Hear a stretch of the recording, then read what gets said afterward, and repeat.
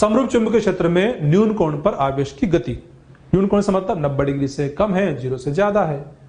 तो इस कंडीशन में क्या होगा कि जैसे समरूप चुंबकीय क्षेत्र तो है, माना कि ये मैग्नेटिक फील्ड की दिशा है, ये बी है और ये कण का वेग है, ये कोण थीटा है, और plus minus plus suppose plus charge है, ये कुछ सिचुएशन है। बी और वी के बीच में कुछ कोण है। अब तक बी और वी के बीच में किसी कोण की बात नहीं की थी हमने।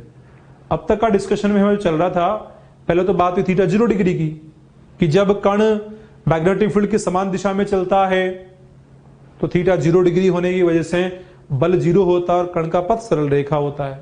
तो उसके बाद हमने समझा कि जब कण चुंबकीय क्षेत्र के लंबवत जाता है तो वो वृत्ताकार गति करता है, एक समान वृत्तीय गति करता है। ये दो बातें अच्छे से जानते हैं। लेकिन अब कोण 90 ना 0 डिग्री है, कुछ कोण थीटा है, हालात मुश्किल है। और जब हालात मुश्किल होते तो क्या करते हैं, जिनको जानते हैं उनको याद करते हैं, यानी कि थीटा 0 डिग्री को जानते हैं और थीटा 90 डिग्री को जानते हैं, उन्हीं को याद करें, उनको ढूंढेंगे, यहां पर ढूंढेंगे तो मिलेंगे। तो इसका मतलब क्या हुआ, हमें इस v के दो कंपोनेंट लेने हैं, दो घटक लेने हैं। एक घटक जो होगा इस v की दिशा में होगा, उसे कहेंगे v parallel, v cos theta, और इधर v परपेंडिकुलर यानी कि v sin थीटा, दो घटक। तो इस बात को यूं भी कह सकते हैं हम, इस v ने अपनी जिम्मेदारी दो जनों को दे दी है। किस किस को, v cos को और v sin को, और कहा कि तुम जाने तुम्हारा काम जाने, मैं तो चला। हम भी देंगे इस v को भुला, यानी कि इस v को आप भुला सकते हैं। इसकी जगह यूं समझे कि आपके पास दो अलग अलग कण हैं। एक बार यूं कहें कि एक बार कण v cos थीटा चाल से इधर गया v की दिशा में, उसका अध्ययन करें। दूसरी बार समझें कि कण v sin थीटा चाल से मैग्नेटिक फील्ड के लंबवत गया, उसका अध्ययन करें। फिर दोनों को कंबाइन करें तो जो रिजल्ट आएगा वो इस v के प्रभाव को ही दर्शाएगा। ऐसा ही अध्ययन हमें करना होता है। तो यहां पर देखने से पता लग रहा है कि जो v cos थीटा वाला जो घटक है मैग्नेटिक फील्ड की दिशा में है, तो समझे कि अगर कण को b की दिशा में प्रक्षेपित करते हैं तो ये सरल रेखीय पथ को बताता है। v cos थीटा सरल रेखीय गति को व्यक्त करेगा और v sin थीटा वृत्तीय गति को व्यक्त करेगा।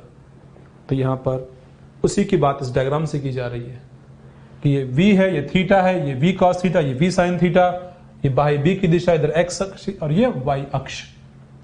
तो इसमें जो दोनों घटक हैं v के v पैरेलल रेखीय गति, x अक्ष के अनुदिश रेखीय गति हो, क्योंकि ये x दिशा है, ये y दिशा, इधर z दिशा मानेंगे। तो ये तो x अक्ष के अनुदिश रेखीय गति को व्यक्त, लेकिन जो वृत्तीय गति की बात चलने वाली है v sin थीटा से, वो किस दिशा में होगी? अरे वृत्तीय गति किसी दिशा में नहीं होगी, तो तल में होगी। और वृत्तीय गति का तल के बारे में बात की थी हमने कि जो b की दिशा होती है, b की दिशा के लंबवत जो तल होता है वही वृत्तीय गति का तल होता है। तो b की दिशा के लंबवत, b की दिशा x है, लंबवत क्या होगा? yz तल। तो b की दिशा के लंबवत वाला जो yz तल है वो yz तल में वृत्तीय गति होगी। तो यहां कह सकता हूं मैं कि v sin थीटा वृत्तीय गति yz तल में। तो पता लग गया हमें कि दो तरह की गति यहां पर संभव है, मतलब रेखीय गति और वृत्तीय गति। अब उन दोनों का जो कंबाइंड होगा, इट मींस हम बात करें कि कण अगर यहां पर है, रेखीय गति इधर करना चाहता हो तो कण इधर क्यों चलता जाएगा, इधर चलता जाएगा, इधर चलता जाएगा रेखीय गति। लेकिन वृत्तीय गति भी करना है तो कण वृत्तीय गति भी कर रहा है। तो कंबाइंड की बात करें तो कण आगे भी शिफ्ट होगा और वृत्तीय गति भी करेगा, आगे भी शिफ्ट होगा और वृत्तीय गति भी करेगा। तो इससे क्या बनेगा? एक कंबाइंड हेलिक्स पाथ बनेगा, हेलिकल पाथ बनेगा दोनों कंबाइंड होने से। अब जब हेलिक्स पाथ बनेगा ना, हेलिक्स बनेगा तो उसके कुछ पैरामीटर होते हैं, उसकी त्रिज्या, उसका आवर्तकाल, उसका पिच, ये उसके महत्वपूर्ण पैरामीटर होते हैं। इन पैरामीटर्स को हमें अध्ययन करना है, इन पे फॉर्मूला बन जाते हैं, क्वेश्चन पूछे जाते हैं इन पे बेस्ड, वो जानना है। तो हेलिक्स के पैरामीटर है त्रिज्या, आवर्तकाल और पिच। अब यहां पर जैसे इन पैरामीटर्स को मुझे ज्ञात करना होगा तो उनमें कहीं ना कहीं v की जरूरत भी पड़ेगी, मुझे चाल की जरूरत पड़ेगी। तो वेग के दो दो घटक यहां पर हैं और एक एक्चुअल वेग तो ये था। तो कहीं पर डाउट आता है कि सर कौन सा लेंगे, या कुछ ले लिया तो ये क्यों ले लिया, ऐसे मन में सवाल आते हैं।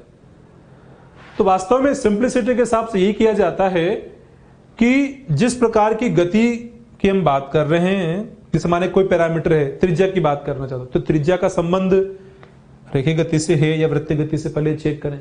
तो पता लगा कि त्रिज्या का संबंध तो वृत्तीय गति से है। किससे संबंध है? वृत्तीय गति से त्रिज्या का संबंध। ऐसे आवर्तकाल का संबंध किससे है? वृत्तीय गति से है। और पिच का संबंध है रेखीय गति से। कैसे अभी और क्लियर कर देंगे। तो ये जिस गति से संबंध हो पैरामीटर मैंने इसके साथ लिख दिया है। अब इसका क्या फायदा हुआ कि अगर मुझे त्रिज्या ज्ञात करनी है और मुझे कहीं v लेना है, चाल चाहिए, तो मैं v sin थीटा लूंगा। अगर मुझे आवर्तकाल ज्ञात करना है और मुझे अगर चाल की जरूरत है तो मैं आवर्तकाल के लिए v sin थीटा की v परपेंडिकुलर कंपोनेंट लूंगा। वैसे अगर मुझे पिच ज्ञात करना है तो कि मैं v cos थीटा लूंगा। ये कहने का मीनिंग जरा समझे के करके। जैसे मुझे त्रिज्या ज्ञात करनी है तो त्रिज्या क्या होता है। अब त्रिज्या को भी समझे हम कि मतलब दो अलग अलग गति के हिसाब से अध्ययन करना है, उसी हिसाब से आंसर निकालना है।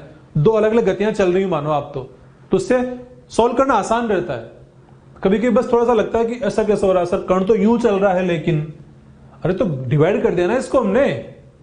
सिंप्लिसिटी के लिए क्या आता है ऐसे ही करते हैं। जैसे आप प्रोजेक्टाइल मोशन पढ़ते हैं, क्या कहते हैं कि एक कण को ऐसे फेंका, वो पैराबोला पाथ पे गया, तो पूछा उसकी रेंज ज्ञात करो। तो रेंज के लिए क्या करते हैं, जो क्षैतिज घटक होता है वो काम में लेते हैं ओनली। ऊंचाई ज्ञात करो तो ऊर्ध्व घटक काम में लेते हैं ओनली। तो ऐसे ही यहां पर जो जिस गति के लिए रेस्पॉन्सिबल घटक है वही काम में लिया जाएगा। तो जब त्रिज्या की बात करेंगे हम तो त्रिज्या के लिए कहते हैं mv/qb कहा था हमने वृत्तीय गति के लिए। मतलब ये त्रिज्या मतलब वृत्तीय गति की बात करने वाला हूं मैं। तो हेलिक्स की त्रिज्या क्या होती है, r/mv/qb। v परपेंडिकुलर लिखा हमने, और लिखना भी चाहिए था क्योंकि वृत्तीय गति में जो v था यहां पर परपेंडिकुलर आया तो था, तो बस इतना लिख दिया ना। अब काम एकदम सिंपल। ये क्या होता है v sin थीटा, तो लिख दो v sin theta, mv sin theta upon qb आ गया। तो r equal to mv sin theta upon qb। इसे याद रखो चाहे इसे याद रखो, एक ही बात है। इसके बाद बात आती है आवर्तकाल की। आवर्तकाल में क्या कहते हैं, r equal to pi r upon v perpendicular. क्योंकि पहले कहा था हमने वृत्तीय गति एग्जैक्ट थी जब, वही तो कहा 2 पाई r अपॉन v कहा था। यहां पर भी वृत्तीय गति के हिसाब से जब बात करें तो उसके लिए रेस्पॉन्सिबल v परपेंडिकुलर होगा ना। कोई सोचे सर इसमें आवर्त कण तो यूं जा रहा है, ये ऐसे जा रहा है, यहां से रवाना यहां जा रहा है, तो इसका पथ तो सर ये हो गया ना। अरे पथ अगर ये हुआ तो आप इसकी लंबाई लेना चाहते हो तो चाल भी फिर वही लो जो v है। तो ये कैसे निकालोगे आप। तो सच है ना कि ये तो इसका पथ हो गया और इसके लिए जो चाल है v परपेंडिकुलर, तो ये बेस्ट होता है। यही सोल्व करने का तरीका है। r लिख दो आप इसमें mv परपेंडिकुलर, तो v से v कैंसिल हो गया, तो क्या बच गया 2 पाई अपॉन qb आ गया। तो इस तरह से ये आवर्त। अब एक बात देखिए आप, ये तो पहले भी आ चुका आपके, और पहले कहा था कि वो गतिक अवयवों पर डिपेंड नहीं करता, तो सही बात अब भी नहीं कर रहा। लेकिन यह एक बात और आ गई, हम तो न्यून कोण, एक पर्टिकुलर कोण का वैल्यू नहीं था, थीटा पर प्रक्षेपित किया। तो थीटा कहीं काम ही नहीं आ रहा, यहां तो काम आ रहा लेकिन यहां नहीं आ रहा। प्रोपोर्शनल थीटा थीटा पर डिपेंड नहीं करता। ये क्रॉस कर दिया मैंने। मतलब कण जब मैग्नेटिक फील्ड में गतिमान होता है तो उसका आवर्तकाल चाहे वृत्तीय गति करे चाहे हेलिक्स, वो कोण पर डिपेंड नहीं करता। जो भी कोण हो फर्क नहीं पड़ेगा। पिच, पिच का मीनिंग समझे। पिच का मीनिंग ये हुआ कि जब कण हेलिकल पाथ में चल रहा है ना, तो एक चक्र पूरा करने में जितना आगे बढ़ा बी की दिशा, वो पिच कहलाता है। चूड़ी अंतराल भी बोलते हैं इसे। एक चक्कर पूरा करने में बी की दिशा में जितना आगे बढ़ा वो पिच कहलाता है। तो मतलब कितना इधर आगे बढ़ा, तो हमें इस दिशा वाला वेग चाहिए, बी की दिशा वाला, तो v cos थीटा है। और टाइम कितना, t, एक चक्कर का टाइम 2 पाई अपॉन qb। तो कह सकते हैं चाल इंटू समय, चाल कितना v cos theta into t put कर दिया, ये आ गया आंसर। तो ध्यान रखना थीटा किसके बीच कोण था, थीटा है, अगर ये b है और ये v है तो v एंड b के बीच कोण। सपोज ये x अक्ष है और ये y अक्ष है, तो v और b का कोण लेना होता है फॉर्मूले में, यहां हो चाहे यहां हो। कभी कभी ये वाला कोण देता कोई क्वेश्चन कि ये कोण थीटा है, ये कुछ नहीं दिया, तो फिर हमें सोच समझ के काम में लेना होगा। ये नहीं दिया ना तो हमें 90 माइनस थीटा से ये वाला कोण ज्ञात करना पड़ जाएगा। अगर वो दिया तो बहुत अच्छी बात है, सीधा सीधा वही काम में ले लो आप। ये दिया जाएगा तो ये थीटा वाला पुट करना पड़ता है। तो ये थी हेलिक्स की कुछ खास खास बातें। अब एक क्वेश्चन की बात करते हैं हेलिक्स पर बेस्ड। एक क्वेश्चन है, इसमें वेग दिया है और बी दिया है। हालांकि अभी हेलिक्स पढ़ा हमने तो पता लग रहा है कि हेलिक्स पर बेस्ड, लेकिन इसमें कहीं नहीं बोला हेलिक्स बन रहा है, ना कोई कुछ कोण दिया है, बट हाँ डाटा देख के पता लग रहा है। देखिए आप जरा, बी की दिशा क्या है, आई के, मतलब एक्स दिशा में, और वेग के दो घटक हैं, मैग्नेटिक फील्ड की दिशा में भी है और लंबवत दिशा में भी है। तो इस वजह से ये कण हेलिक्स में जाएगा, हेलिकल पाथ बनाएगा। और हेलिकल पाथ जब बनाएगा, पूछा क्या है कि आवर्तकाल 5 सेकंड हो, त्रिज्या ज्ञात करो। तो आवर्तकाल मतलब क्या था, t is equal to 2πm/qb ये होता है। ये 5 सेकंड दे रखा हमें, ठीक है, लिख दिया जो दिया है, लेकिन ज्ञात क्या करना, त्रिज्या। अब त्रिज्या क्या होती है, r equal to M V perpendicular upon QB. V perpendicular किसके परपेंडिकुलर, चुंबकीय क्षेत्र के लंबवत वेग का घटक। चुंबकीय क्षेत्र की दिशा क्या है, I, और जे दिशा में कितना 4 है घटक वेलोसिटी का। तो वी परपेंडिकुलर 4 है यहाँ पर। तो एम वी अपॉन क्यूबी का मान रखो और 4 रखो, तो एम अपॉन क्यूबी का मान यहां से निकलेगा एम अपॉन क्यूबी कितना 5/2 पाई, 2 से ये आएगा 10/π, ये हो जाएगा। पहले टी का मान 5 रखा, m/q का मान निकाला, और फिर इसमें r के फॉर्मूले में रख के आंसर बता। सेम जो सब मैंने किया, ऑलमोस्ट वही चीज है। इससे पहले हमने चुंबकीय क्षेत्र में आवेश की गति की बात की हुई है, तो उसमें सभी जो बेसिक कंसेप्ट वो हमने पढ़ लिए हैं, बेसिक जो लॉजिक को जान लिए हैं। और उससे भी पहले अगर बात करें तो इससे पहले हमने बीएसएल पढ़ा था, फिर एसीएल पढ़ा, उसके बाद जो बाह्य चुंबकीय क्षेत्र में गतिमान आवेश की बात हम करते हैं उसको अध्ययन कर रहे हैं। तो बाह्य चुंबकीय क्षेत्र में जो गतिमान आवेश होता है उसके लिए हमने चुंबकीय बल का फॉर्मूला का Fm = QVB sin थीटा या Fm = QB क्रॉस B, तो उसको यूज करते हुए उसका उपयोग करते आगे बढ़ रहे थे हम। तो सबसे पहले देखा कि थीटा जब 0 डिग्री होता है तो कण का पथ सरल रेखा होता है, थीटा जब 90 डिग्री होता है तो कण का पथ वृत्ताकार होता है, और थीटा न 0 है न 90 है, इनके अलावा अन्य कोण है तो उसका पथ जो होता है वो हेलिक्स वाला होता है, कुंडलिनी पथ होता है, कहते हैं हेलिक्स पथ बनता है। तो हेलिक्स जो पथ बनता है उसके लिए फिर हमने जो पैरामीटर उनको पढ़ा, आर पढ़ा, रेडियस, उसकी पथ की त्रिज्या, उसका आवर्तकाल और पिच की बात हमने की। अब जो वैरायटी आने वाली उसमें बात करने वाले सीमित समरूप अनुप्रस्थ चुंबकीय क्षेत्र में आवेश की गति। सीमित मतलब लिमिटेशन है फील्ड में। अब तक जब स्टडी करे तो कोई फील्ड की लिमिटेशन नहीं थी, कोई बाउंड्री नहीं थी, यहां बाउंड्री की बात होगी। जैसे सपोज ये सिचुएशन हमें गिवन है कि ये दोनों तरफ बाउंड्री है, इधर मैग्नेटिक फील्ड 0, यहां मैग्नेटिक फील्ड, यहां मैग्नेटिक फील्ड मौजूद है, और वो मैग्नेटिक फील्ड कैसा है, अनुप्रस्थ है। अनुप्रस्थ का मीनिंग हुआ कि कण का जो वेग होगा मैग्नेटिक फील्ड की दिशा के लंबवत, यानी कि अनुप्रस्थ का मीनिंग हम जानते हैं कि ये होता है v vector perpendicular b vector, ऐसा होना चाहिए। और जब जब ऐसा होता है तो कण अगर पॉसिबल है, उसे पर्याप्त फील्ड मिल रहा है दूर दूर तक, तो वो वृत्तीय पथ में चलता है, और वृत्तीय पथ की त्रिज्या हम जानते हैं mv/qb होता है जब वृत्तीय पथ होता है, और आवर्तकाल 2π/qb होता है, ये पढ़ रखा हमने। तो उन्हीं का जहां जरूरत पड़ेगी यहां पर हम उपयोग भी करेंगे, काम में भी लेंगे। तो फिलहाल यहां पर सिचुएशन ये है कि कण को ये जो बाउंड्री लाइन है, इस बाउंड्री के हिसाब से एंगल 90 डिग्री पर फील्ड के अंदर प्रक्षेपित किया। तो बाउंड्री के साथ भी कोण 90 डिग्री है, और जो फील्ड की दिशा ये क्रॉस वाला बी यहां पर है, उस बी की दिशा साथ भी कोण 90 डिग्री है। तो ऐसे होने की कंडीशन में कण वृत्तीय पथ पे चलता है, और वृत्तीय पथ पर जब ये कण यहां पर चलना शुरू करेगा तो हम जानते हैं R इक्वल टू होता है mv/qb। कण के पथ की त्रिज्या mv/qb होता है। तो ये जो कण के पथ की त्रिज्या है ना, आवेश अगर वही है, उसी मैग्नेटिक फील्ड में उसे भिन्न भिन्न चाल से प्रक्षेपित करें तो अलग अलग चाल से प्रक्षेपित करने पर जो R है उस R का मान भी अलग अलग होगा, और R का मान जो अलग अलग होगा तो कभी R कम तो कभी R ज्यादा, कभी R और ज्यादा हो सकता है।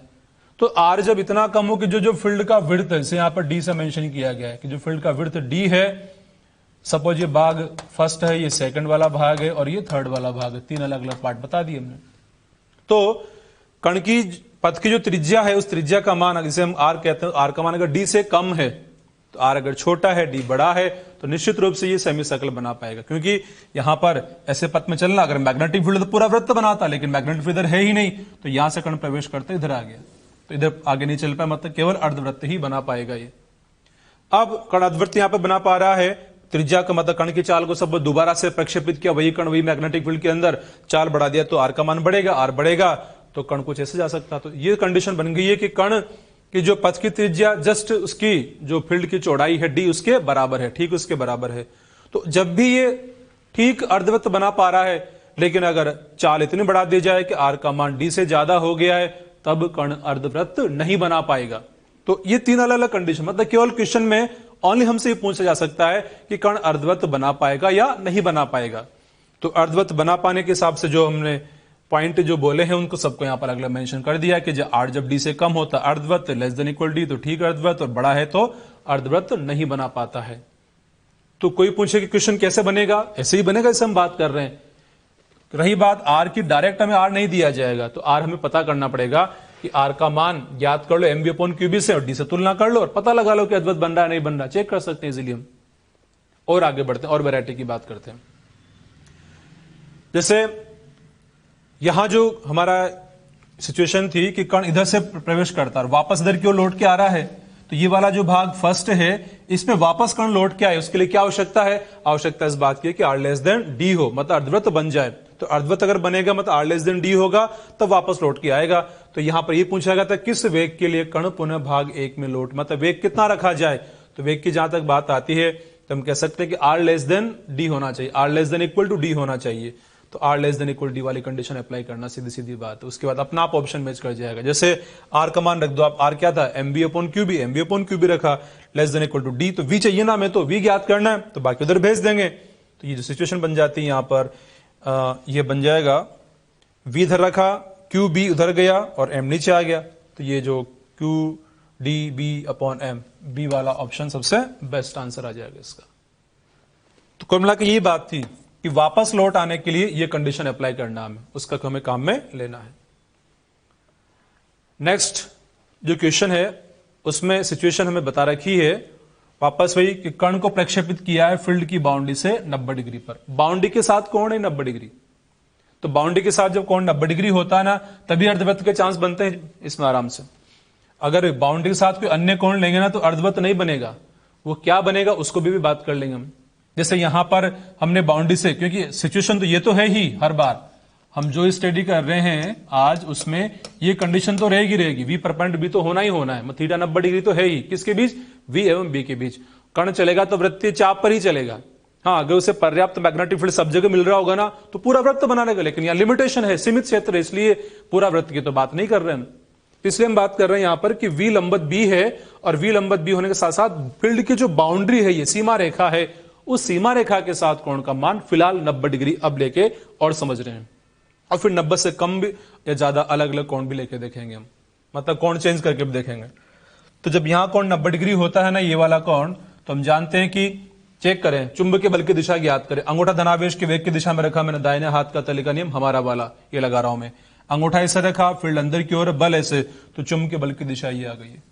और चुंबकीय बल की दिशा इस तरह से आना इंडिकेट कर रहा है कि चुंबकीय बल तो हमेशा अभिकेंद्री बल होता है, और अभिकेंद्री बल की दिशा तो किधर होती है, केंद्र की ओर होती है।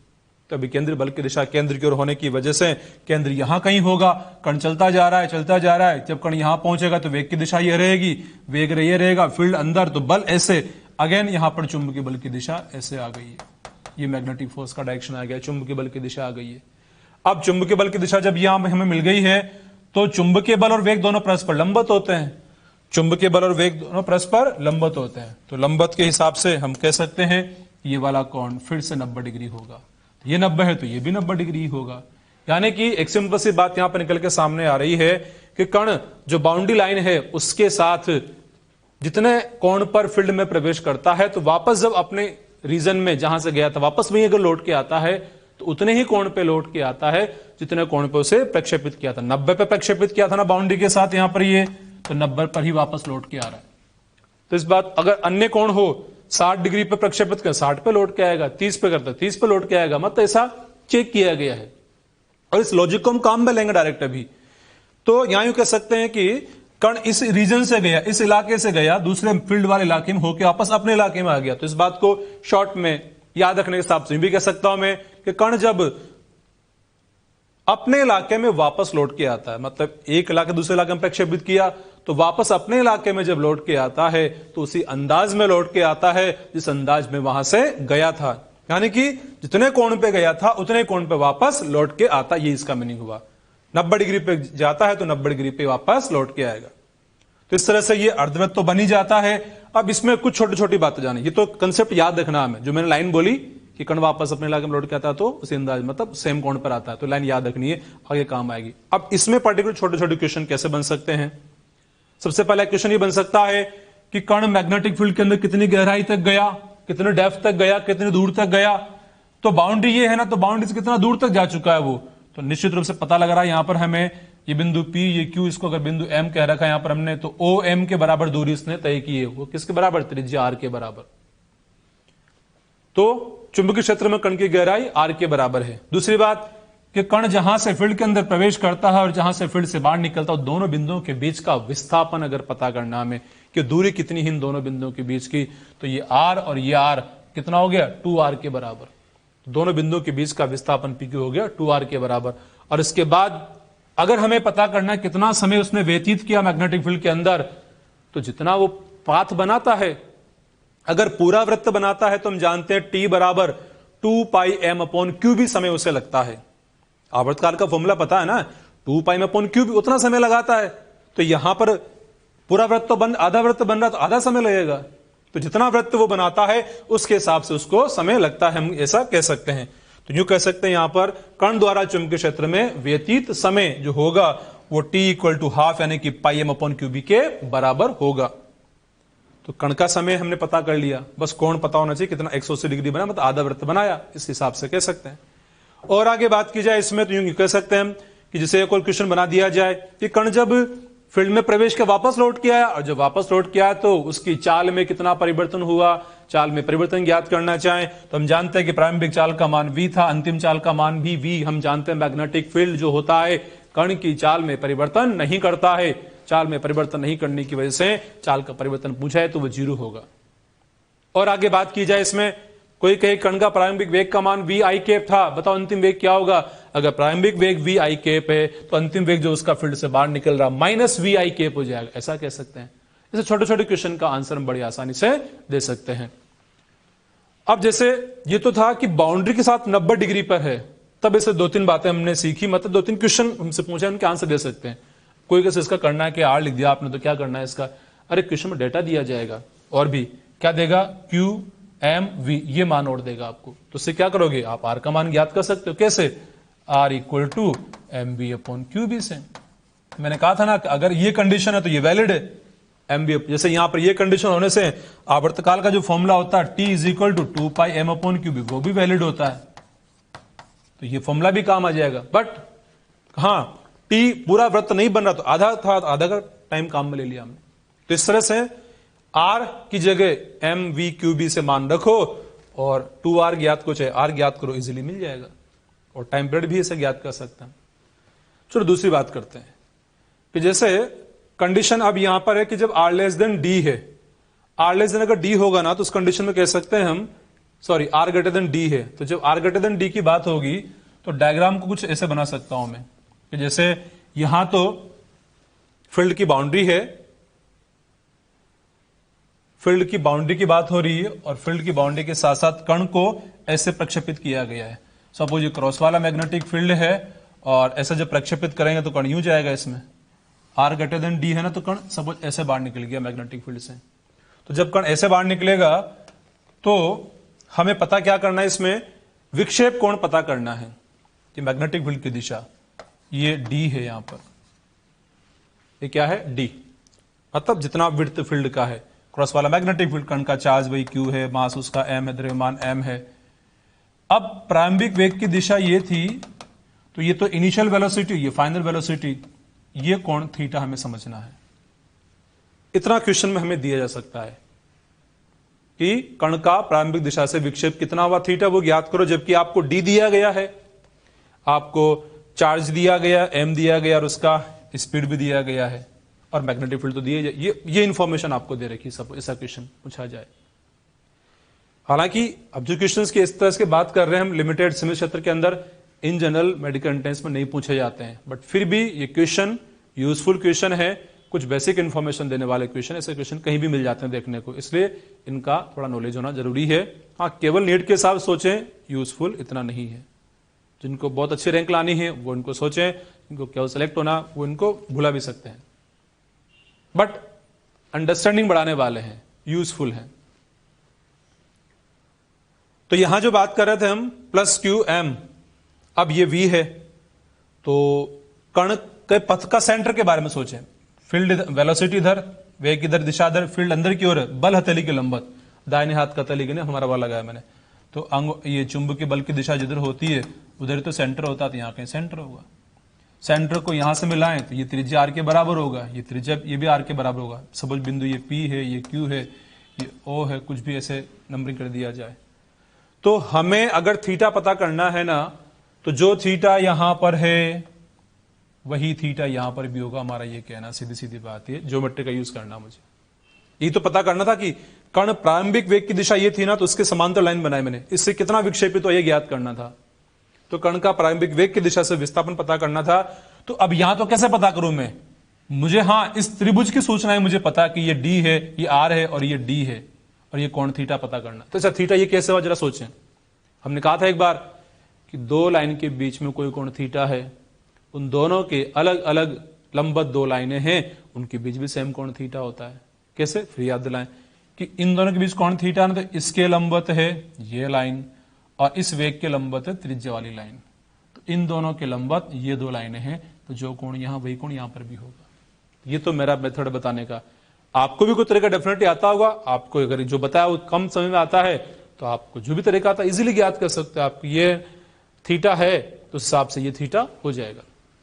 तो मैं तो फिर रिपीट करता हूं एक बार कि दो लाइनों के बीच में कोण थीटा है, तो उन दोनों के अलग अलग लंबवत दो लाइन है, तो उनके बीच भी सेम कोण थीटा होता है। तो इसके लंबवत ये लाइन और इसके लंबवत ये लाइन, तो ये कोण थीटा होगा, ऐसा कह सकते हैं। तो अब थीटा पता लग गया ना, तो इस त्रिभुज से साइन थीटा लिखना मुझे। साइन थीटा क्या होता है? Sine theta is equal to होता है लंबवत एक कर्ण। तो थीटा ये, तो ये लंब होगा, ये कर्ण होगा, डी बाई आर। ये हो गया काम। यानी कि मुझे कोण ही तो पता करना था, थीटा डी बाई आर के बराबर होगा साइन थीटा इसका, या theta equal to sine inverse D by R हो जाएगा। तो यूजफुल रिजल्ट जब आर ग्रेटर देन डी है ना और विक्षेप कोण पता करना हो में, तो आप सीधा सीधा डी बाई आर को काम में ले सकते हैं। Sine theta equal to D हमें दिया जाएगा, आर क्या करोगे, कहां से लाओगे? R equal to M B upon Q B कह सकते हैं आप, या पी अपॉन ये क्यू बी कह सकते हैं। मतलब आर के जो अलग अलग चार फॉर्मूले बनाए थे ना हमने, वो सब एप्लीकेबल है।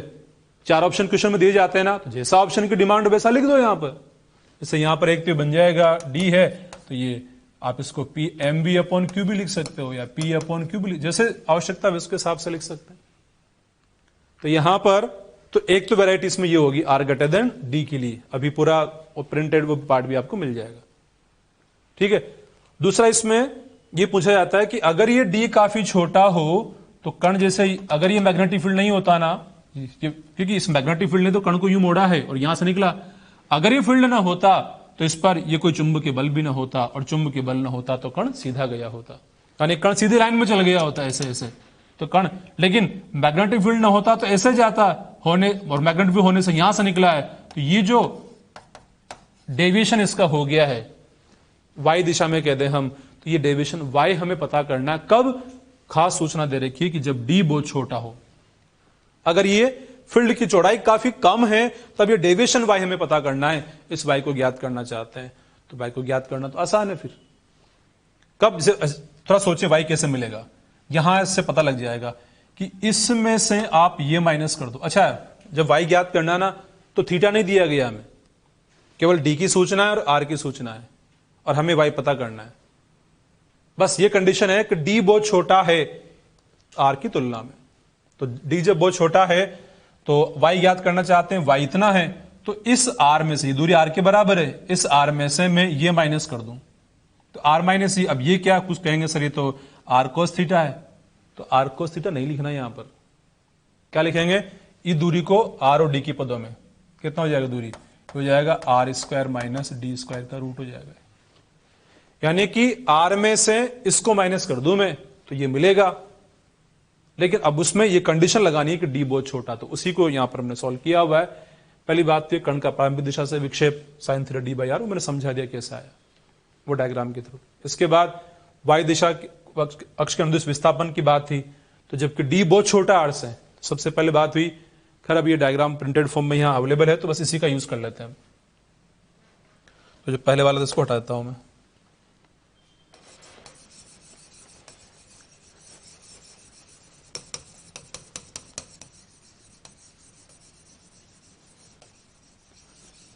और किसी को अगर वही वाला डायग्राम भी देखना है जो हमने पहले बनाया था, तो आप देख सकते हैं, बैक में जाकर के, आपके पास तो वीडियो है, बैक में वापस देख सकते हैं। लेकिन अब ये प्रिंटेड डायग्राम हमारे पास अवेलेबल है, इसके थ्रू देखना चाहते हैं।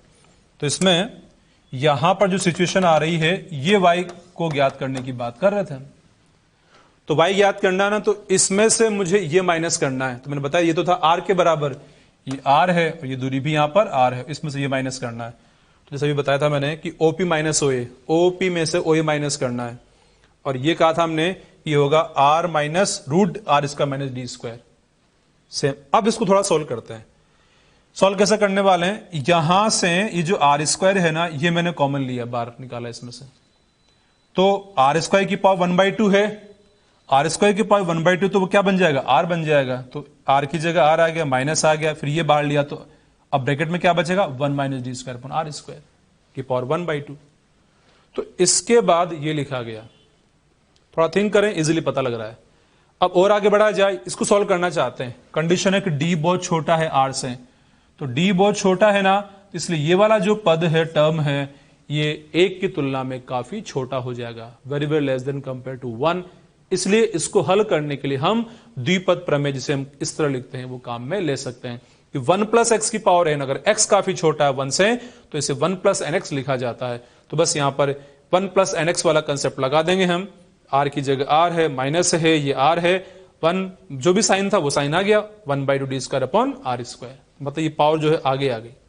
बस अब तो इसको सोल्व करना। अच्छा, अप्रोक्सीमेट साइन क्यों लगाया मैंने, क्योंकि ये एग्जैक्ट इक्वल नहीं होता है, क्योंकि प्लस हाई पावर भी इसमें होती है, तो उनको नगण्य मानते हैं, उच्च जो घातें होती है उनको नगण्य मानते हैं, तो इसलिए अप्रोक्सीमेट होता है 1 प्लस nx के, इसलिए यहां पर अप्रोक्सीमेशन साइन आया, जब भी लिख दिया हमने।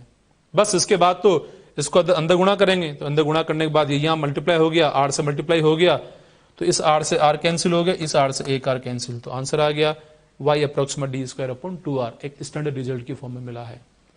आप इसको डायरेक्ट याद भी रख सकते हैं, किस कंडीशन के लिए, इसके लिए कि जब d बहुत छोटा हो, फील्ड की चौड़ाई काफी कम हो, तो कण का विक्षेप कितना हो, कितना विक्षेपित हो जाएगा, कितना डेविएट होगा अपने पाथ से, तो y equal to D square upon 2r के बराबर होता है। ये एक क्वेश्चन और आता है, एक आवेशित कण समरूप अनुप्रस्थ चुंबकीय क्षेत्र में क्षेत्र की सीमा रेखा से 90 डिग्री पर प्रक्षेपित किया जाता है। वापस यही बात कि बाउंड्री से 90 डिग्री पर यदि क्षेत्र की चौड़ाई 1 मीटर हो तो कण के प्रारंभिक अंतिम वेग के बीच कोण ज्ञात कीजिए। तो जैसे हमने कहा था, अगर कण अर्धवृत्त बना लेता है तब तो 180 डिग्री का विक्षेप आता है, और अर्धवृत्त नहीं बना पाता है, मतलब r बड़ा है d से, तो sine theta d by R होता है। ये बात हम जानते हैं, उन रिजल्ट को माइंड में रखें, उसके बेसिस पे क्वेश्चन सोल्व हो जाएंगे। तो यहां पे क्या करना पड़ेगा, मुझे r पता करना पड़ेगा और d पता करना पड़ेगा। d तो दे रखा मुझे 1 मीटर है, r फाइंड करना, तो r equal to M B upon Q B. m का मान दे रखा है 5 इंटू 10 के घात माइनस 3 इंटू 10 के घात माइनस 3 मिलीग्राम है ना, ये -3 मिली का, फिर -3 ग्राम का, ये बन गया केजी में। एम वी कितना दे रखा है 10 मीटर पर सेकेंड, इधर 10 मीटर, और क्यू बी आवेश कितना था 1 कूलम, बी कितना 2.5 10 की घात -4। अब इसको मुझे हल करना है, जरा देखिए गौर से आप, यहां पर 10 के घात -6 हो गया, 10 के घात -6 में से 10 के घात 1 ये माइनस हो जाएगी, 10 के घात -5 बचेगा, 10 के घात -5 बचेगा ना, ये तो 5 बचने का, 10 के घात -5 नीचे 4 है, तो कुल मिला करके ये इससे 2 बार जब कैंसिल हो जाएगा तो सॉल्व करने के बाद हमारे पास आ जाएगा r का value 0.2, r is equal to 2/10,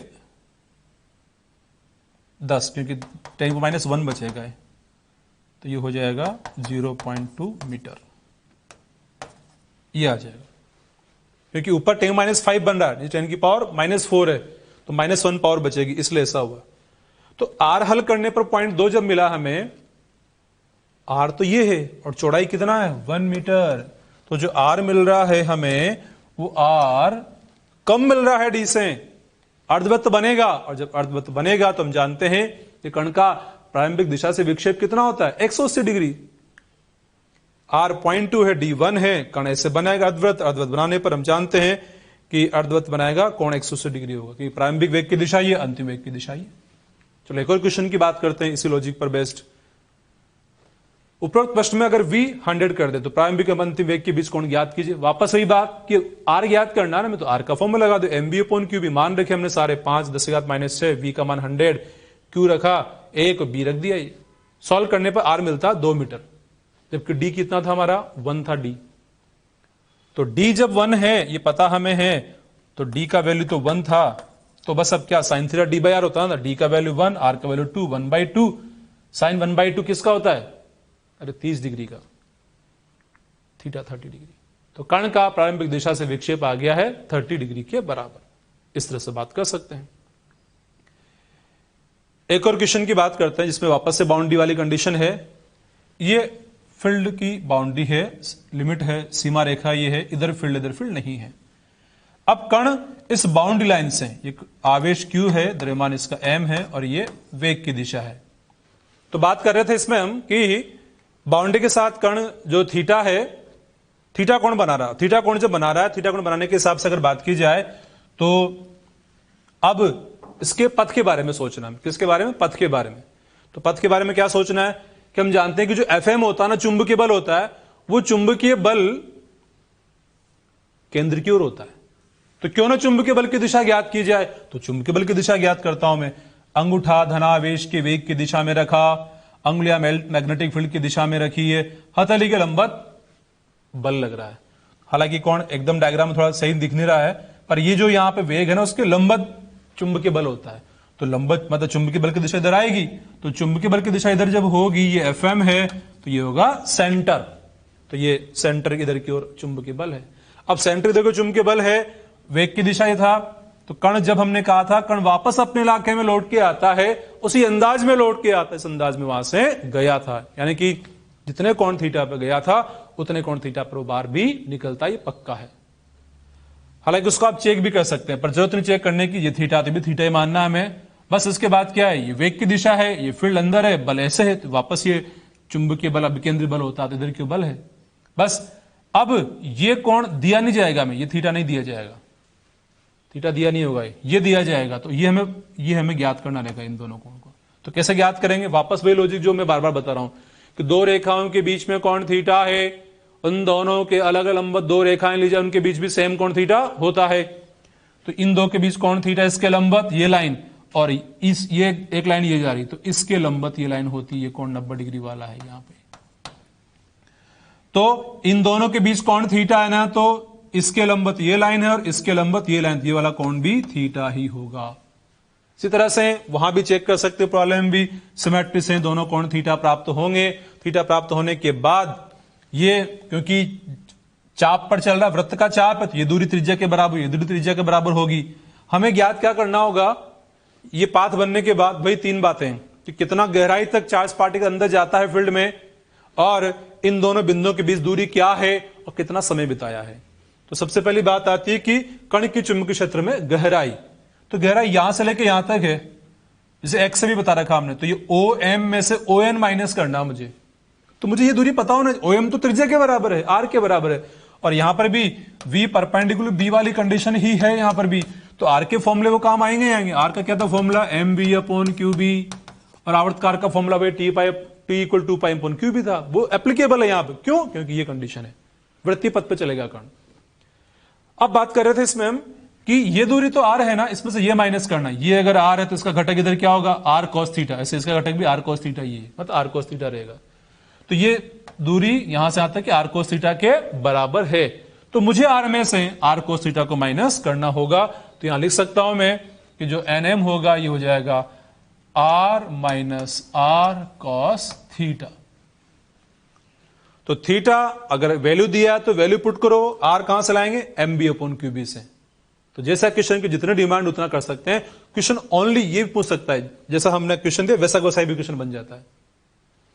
और आगे बात करें विस्थापन PQ यहां से यहां तक, तो ये R cos है ना, तो ये R sin थीटा है, ये R है तो ये R sin थीटा है, वापस वही, यानी कि ये हो जाएगा 2R sin थीटा, मतलब R sin theta plus R sin theta मतलब 2R sin थीटा। इसके बाद आगे बात की जाए कण द्वारा क्षेत्र में व्यतीत समय, कण ने कितना समय व्यतीत किया इस मैग्नेटिक फील्ड के अंदर, उस बारे में बात की जाए। तो कण द्वारा व्यतीत समय का मतलब किससे है कि कण जो चाप, कण का पथ का जो चाप है वो कितना कोण अंतरित कर रहा है, क्योंकि पूरा वृत्त होता है वो 2π कोण बनाता है। तो पूरे वृत्त का यानी कि 2π कोण का टाइम हम जानते हैं उस कोण के लिए, वो कीवर्ड T होता है, 2π/qb होता है। तो अगर यहां पर हमें चाप ने जो कोण अंतरित किया है उसके बारे में पता लग जाए तो बस याद कर सकते हैं। तो पता लग रहा ना, ये जो चाप है अपने केंद्र पर, केंद्र का है इसका, ये रहा, कौन अंतरित कर रहा है? 2 थीटा। तो हम जानते हैं कि 2 पाई कोण के लिए टाइम होता है t, एकांक कोण के लिए t/2 पाई, तो फिर 2 थीटा कोण के लिए जो टाइम होगा स्मॉल t से कहें तो t/2 पाई इंटू 2 थीटा, 2 से 2 कैंसिल, तो t/पाई इंटू थीटा आ गया है। तो इस तरह से यहां पर हम बात कर सकते हैं कि ये जो समय है ऐसे ज्ञात किया जाएगा। तो यहां पर कोण ये रेडियन में था, तो ये भी रेडियन में रहेगा, तो रेडियन लिखा जाएगा क्योंकि 2 पाई रेडियन में ही है। तो बस ये देखना हमें कि ये जो कोण दिया है उसके हिसाब से ये कोण ज्ञात कर लो और फिर ये दूरी वगैरह जो पूछा है वो ज्ञात कर लो। तो इसी बात को यूज में लेने के हिसाब से एक क्वेश्चन का थोड़ा और हिंट की बात करता हूं। सपोज जैसे ये कोण है ना, ऐसे प्रक्षेपित ना कर कण को ऐसे प्रक्षेपित किया जाए, जरा थिंक करना। कण ऐसे भेजा जाए मैग्नेट, अभी तो ऐसे भेजा है, तो कण जब ऐसे प्रक्षेपित करेंगे ना मैग्नेटिक फील्ड के अंदर, तो उस कंडीशन आप सोच के बताइए कि कण जिस पथ पर जाएगा उस पथ का सेंटर, उस चाप का केंद्र फील्ड के अंदर रहेगा या बाहर रहेगा? ये आइडिया लगाना आपको। हमने बताया था कि चुंबकीय बल अभिकेंद्रीय बल होता है और ये केंद्र की ओर होता है। जरा सोचिए आप, अंगूठा धनावेश के वेग की दिशा में, अंगुलियां फील्ड की दिशा में, हथेली के लंब चुंबकीय बल, तो चुंबकीय बल ऐसा लगेगा, चुंबकीय बल ऐसे लगेगा। यानी कि कण का वेग ये था ना, तो कण यूं जाएगा ऐसे, क्योंकि सेंटर यहां कहीं बनना है अंदर। तो यहां अगर बात करें हम, तो एक ऐसा डायग्राम बनाया जा सकता है कि कण का वेग की दिशा ये है, तो ये वेग है और ये फील्ड है, ये बल ऐसा लग रहा है, इसलिए कण का पथ ऐसे बन रहा है। तो इसमें भी वैसे ही ज्ञात किया जा सकता है कि ये पूछे कि अधिकतम कितनी दूरी तक कण फील्ड के अंदर गया, ये कितनी दूरी है, कितना टाइम बिताया, तो आप समझ के चाहे तो ज्ञात कर सकते हैं। आप खुद के सोचने के लिए है, इसमें बताने वाला कुछ भी काम नहीं है। कोई लगता है कि नहीं सर में नहीं आएगा तो आप छोड़ सकते हैं, केवल हिंट है। हाँ, जिनको पहले वाला समझ में आया वो आराम से कर पाएंगे, अदरवाइज अननेसेसरी टाइम इसमें वेस्ट ना करें। फिर भी हिंट मैंने दे दिया कि ये कोण थीटा होने की वजह से यहां पर ये कोण थीटा नहीं होगा। इन दोनों लाइन के बीच में कोण थीटा है ना, इसके बीच में, तो इसके लंबवत ये लाइन है और इसके लंबवत है ये लाइन, तो ये वाला कोण थीटा होगा। इसमें प्रिंटिंग मिस्टेक था, यहां पर ये कोण थीटा है। अब ये कोण थीटा है तो ये वाला कोण भी थीटा ही होगा। और दूसरी बात, जितने कोण पर फील्ड में अंदर प्रवेश करता उतने कोण पे फील्ड से बाहर भी निकलता, ये कोण भी सेम थीटा रहेगा। तो बस ये थीटा पता लग गया, अब तो काम सिंपल है। ये त्रिज्या आर के बराबर रहेगा, ये भी आर के बराबर, यहां से लेके यहां तक आर है और ये भी आर के बराबर है। अब तो काम सिंपल ही हो गया कि ये अगर आर है, ये थीटा देखिए आगे आर कोस थीटा, ये आर साइन थीटा, काम खत्म।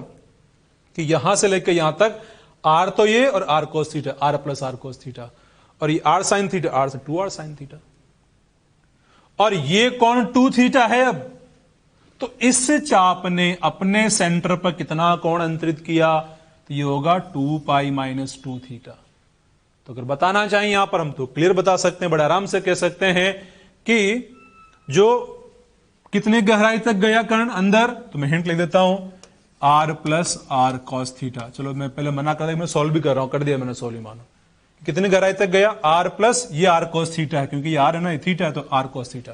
दूसरा क्वेश्चन था जिससे पहले वाले में था कि ये कितनी दूरी है पी से क्यू, तो पी की दूरी मुझे बताना है, तो ये आ जाएगा भाई आर साइन थीटा, तो 2 आर साइन थीटा। फिर दूसरी बात कि कितना कोण अंतरित किया या कितना टाइम बिताया फील्ड के अंदर, कितना समय बिताया, तो ये कोण कितना है, 2 पाई माइनस 2 थीटा है।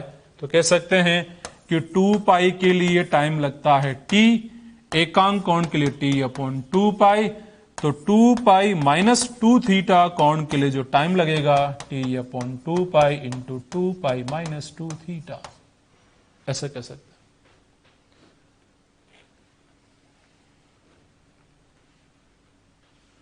तो इस प्रकार से ये जो पार्ट हमने स्टडी किया, इसमें अभी जो मैंने बताया कुछ क्वेश्चन, तो वो फील्ड की बाउंड्री वाले क्वेश्चन थे। तो ऐसे क्वेश्चन नीट में काफी कम बाई चांस देखने को मिलते हैं। केवल वो जो आर लेस देन डी है, आर ग्रेटर देन डी है, तो पथ का नाम क्या होगा, अर्धवत बनेगा, बस इतना सा पूछ सकता है वो क्वेश्चन। बाकी आपकी प्रैक्टिस के लिए, आपका नॉलेज बढ़ाने के लिए यूजफुल, कहीं कहीं एग्जाम में टेस्ट वगैरह आप देते रहते हैं, तो उसमें आपको क्वेश्चन से देखने को मिल जाते हैं, इसलिए यूजफुल है। इसलिए अच्छे रैंक के हिसाब से इन क्वेश्चन का आपको जरूर सीखना है। तो ये वाला पार्ट था हमारा मूविंग चार्ज वाला पार्ट। तो अब तक हमने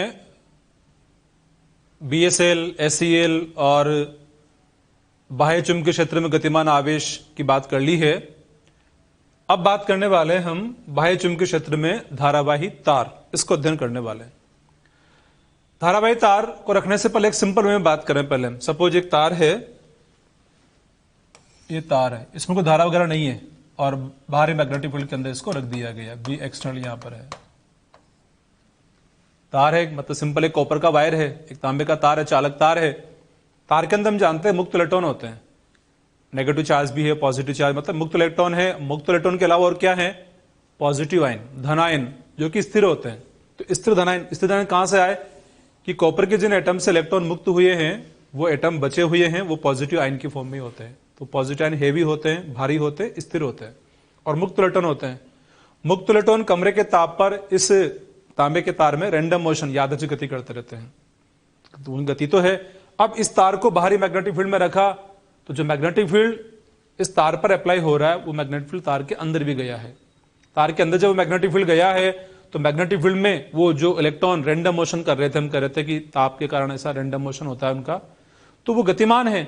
गतिमान होने से उन पर चुंबकीय बल लग रहा है। अब चुंबकीय बल लग रहा है, लेकिन मतलब एक एक इलेक्ट्रॉन पर चुंबकीय बल तो लग रहा है, लेकिन सबका नेट वेलोसिटी क्या? जीरो, क्योंकि यादृच्छिक गति हो रहा है। तो नेट वेलोसिटी उनका जीरो होने की वजह से उन पर परिणामी चुंबकीय बल का मान भी शून्य होगा। किन पर? इलेक्ट्रॉन पर। आती है बात पॉजिटिव आयन, जो इस वायर के अंदर है। पॉजिटिव आयन तो स्थिर है ना, वो तो फिक्स है, स्थिर है, भारी है, मूव नहीं कर सकते, तो उन पर चुंबकीय बल वैसे ही नहीं है। तो भले ही तार में धारा नहीं है, इसके इलेक्ट्रॉन पर चुंबकीय बल तो लग रहा है, लेकिन सभी का नेट ओवरऑल जीरो ही है। तो इसलिए ओवरऑल कोई शिफ्टिंग नहीं हो रहा है, कोई धारा इसमें नहीं है, कोई इसका इफेक्ट देखने को नहीं मिल रहा है, नेट अब भी जीरो ही है। लेकिन अब जब तार में हम धारा प्रवाहित करते हैं तो वापस बात करें कि पॉजिटिव आयन तो स्थिर हैं, धारा प्रवाहित करने पर भी पॉजिटिव आयन तो स्थिर ही रहते हैं। गतिमान कौन होते हैं? जो इलेक्ट्रॉन होते हैं वो गतिमान होते हैं, मुक्त इलेक्ट्रॉन गतिमान होते हैं। वो रैंडम मोशन कर रहे थे। तो जैसे बैटरी से जोड़ते हैं, इलेक्ट्रिक फील्ड स्थापित होता है उस तार के अंदर, और इलेक्ट्रिक फील्ड की वजह से इलेक्ट्रॉन एक निश्चित दिशा में ड्रिफ्ट होते हैं, औसत चाल से चलते रहते हैं, वो आगे बढ़ते रहते हैं, मतलब उनका एक एवरेज शिफ्टिंग होता है, यूं कहते हैं। तो अब सपोज धारावाही तार ये है, तो मतलब इलेक्ट्रॉन गति कर रहे हैं। सपोज इस तार की एक छोटी सी लंबाई की मैंने बात की, डीएल लंबाई यहां पर है, और डीएल लंबाई में चार्ज डीक्यू है। तो डीक्यू चार्ज, आवेश का प्रवाह हो रहा, धारा प्रवाहित हो गई, धारावाही तार, मैग्नेटिक फील्ड ये। तो अगर ये आवेश गतिमान हो रहे हैं सपोज इसमें, तो धारा की दिशा यहां ये बता दी अगर हमने, तो धारा की दिशा किधर होती है? पॉजिटिव आवेश की दिशा में ली जाती है, या ऋणावेश की विपरीत दिशा में। तो निश्चित रूप से कह सकते हैं कि इलेक्ट्रॉन का शिफ्टिंग इधर हो रहा होगा। तो अगर धारा ये है यहां पर, या यूं कहें कि इलेक्ट्रॉन इसमें यूं जा रहे होंगे, तो अंगूठा यूं रखना पड़ेगा, क्योंकि अब तक जो पढ़ा हमने चुंबकीय आवेश, चुंबकीय क्षेत्र में गतिमान आवेश की बात की। हम जानते हैं कि आवेश जब मैग्नेटिक फील्ड में गति करता है चुंबकीय बल लगता है। तो चुंबकीय बल के हिसाब से सोचे हम, तो अंगूठा मैंने रखा ऐसे, ऋणावेश के वेग की विपरीत दिशा में। इलेक्ट्रॉन इसमें यूं जा रहे हैं, तभी धारा की दिशा ये है, तो अंगूठा यूं रखना पड़ेगा। मैग्नेटिक फील्ड अंदर, बल ऊपर लग रहा है, तो तार के हर हिस्से में जो इलेक्ट्रॉन वो शिफ्ट हो रहे हैं, तो सब पर चुंबकीय बल की दिशा एक ही तो रही, क्योंकि सबका शिफ्टिंग ऐसा ही हो रहा है इलेक्ट्रॉन का। तो हर एक पर जो चुंबकीय बल, उसकी दिशा ऊपर की ओर लग रही है।